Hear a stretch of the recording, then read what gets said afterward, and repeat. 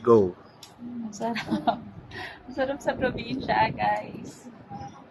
Ayoko na umuwi. Dito lang ako. Ano, itatagba natin mama mo? Dito na ako sa mga pamilya ko dyan sa Manila.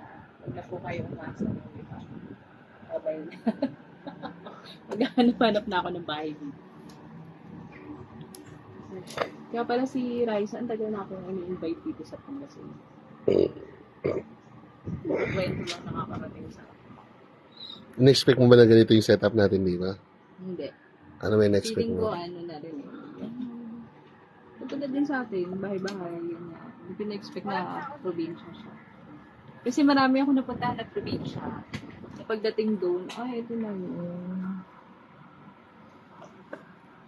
City na rin ang itsura. Parang Pampanga, Eh, ito gano'n. hindi. City. Hindi siyang probinsya. Ano, Pampanga o Pangasinan? Mas na-amaze ako doon sa ano. Ano, Pampanga o Pangasinan o Pateros? Mamili ka. Hindi sumagot. Ano? Kung probinsya, Pangasinan.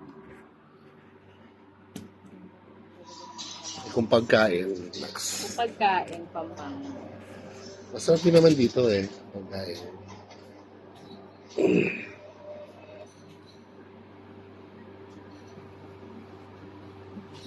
Nagbentahan pa.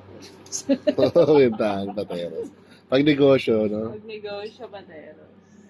Pag supply, Pampanga. Pampanga.